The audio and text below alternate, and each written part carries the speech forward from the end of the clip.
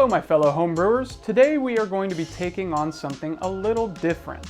With a non-alcoholic craze going on right now and everybody kind of being a little more health conscious, including myself, I would like to make something that's a lot lower in alcohol content but still is that bubbly beer kind of flavor to it. And so today we're going to be doing this Parti Gyle where we're going to be making multiple beers from one mash.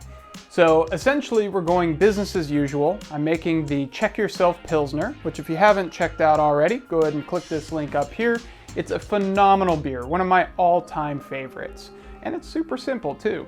Just a little bit longer of a brew day is all. But anyway, we're doing that business as usual. No sparging, because the sparge is going to be reserved for the second beer, which is our Parti Gyle. In this case, it's going to be much lower in alcohol content than the typical Parti Gyle. Usually with a Parti Gyle, you want to start with a very high gravity on the first beer. That way the second beer has some residual sugar in there. In this case, there will be residual sugar, but it's going to be a lot less than what we normally see. I'm aiming for hopefully 0.5 to 1% beer here.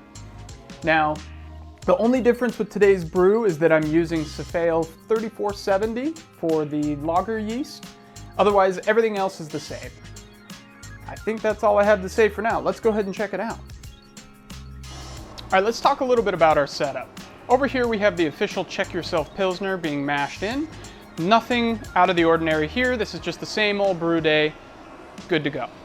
Over here we have the same amount of water being used to mash in, being heated up to 168 to 170. Roughly that sparge level of temperature. Which, bear in mind, when you're doing a Parti Gyle, do not sparge on the main beer. Reason being, we want to leave those residual sugars for our second beer. Let's talk about the ingredients. Obviously we're using the same grains as what we're using in the official beer. We're using the same type of hop, albeit less hops. Because we're going to have less sugar content, we want to pull back on those hops as well. You got to balance the sugar to the hop ratio. In this case, I'm just using half. Nothing mathematical about it. We're just going to give it a shot. And then from there, we're going to use the same yeast as well. Again, half the amount of yeast since I'm using 2 yeast packets in this and I'll be using 1 in that. Now if you don't happen to have 2 setups for a Parti Gyle, don't worry. Brew your first beer as you typically would, drain the kettle, but just hang on to your mash basket. Once you're done draining the kettle, you'll put the mash basket back in, fill it with the same amount of water from your first beer, and then repeat the process as usual. In my case, I'm brewing the exact same beer 2 times over, just one's going to have less alcohol, one will have more. You could, of course, mix it up if you'd like, add different hops, add different yeast, whatever you'd like. You can make it 2 different beers all in one day. All right, once this is heated up, we'll go ahead and move the grain basket from there to there once the mash in is finished. And then we'll get to rolling.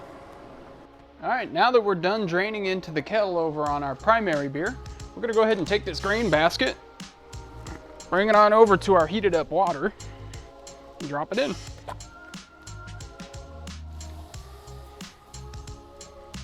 A few moments later. All right, change of plans. That isn't working because it's not coming back up through.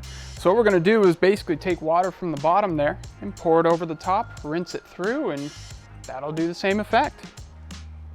You know, brewing, there's always a little bit of a learning curve now, isn't there?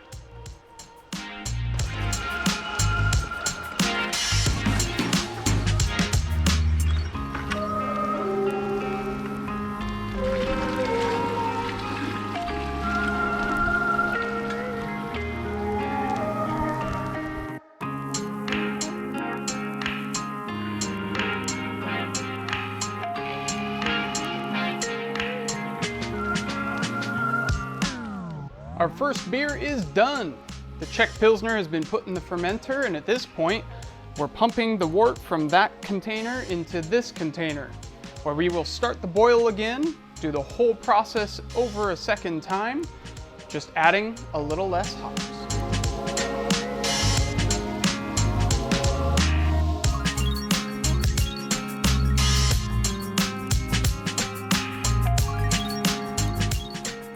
We've reached the end of our second 90-minute boil today. Time to add our Flameout hop addition. And then start to cool this down to typical pitching temperature. For this yeast, we're looking at roughly 60 to 65 degrees. That should be good.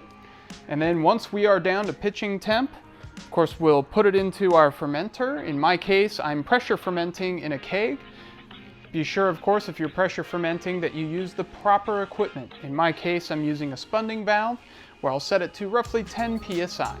And then, of course, I'm making sure that there's enough headroom in there as well for expansion during fermentation. That way we don't gunk up anything and cause any potential issues down the road. In this case, it's a pretty low alcohol content beer, or low sugar content in this wort. So it really isn't going to be that much of a concern for expansion, but still something to just keep in mind.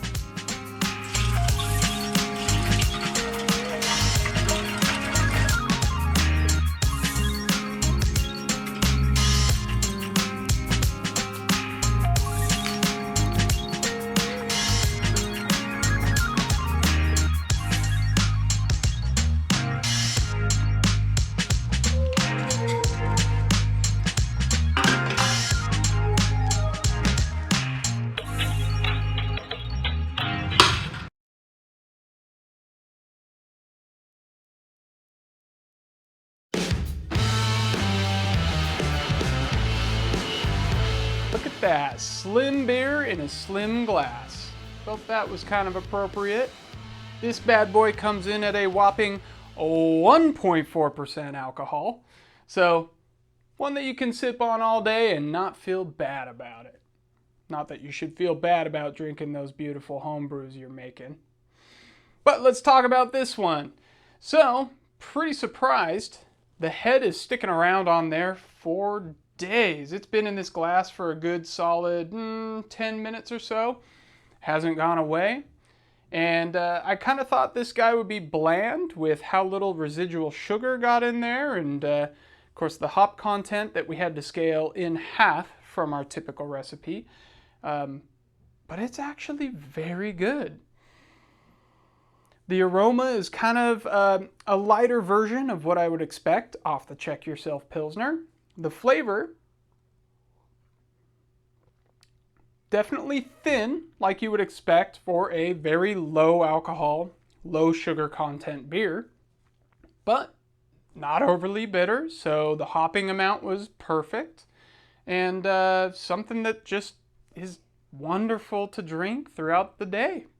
I know, because this keg is almost kicked and I'm rushing to film this one. Speaking of the keg, let's actually talk a little bit more about when it got into the keg. So I fermented this in the keg, so it's kegmenter in this case, and fermented it under pressure at room temperature with 1 packet of lager yeast. Since this is low sugar content, we don't need a whole bunch of yeast cells in order to process this guy. Fair warning though, this was a sulfur bomb. And when I say that, yeah, a lot. The good news is, all I had to do was purge off the CO2 from the headspace and most of the sulfur went away. And actually the sulfur that's left behind is giving this a beautiful lager-like character. It's great. And I can go drink a whole bunch of these and not feel a thing. Well, that's all I had to say today. If you end up brewing this yourself or brewing a Parti Gyle in general, let me know in the comments down below what you think. And until next time, cheers.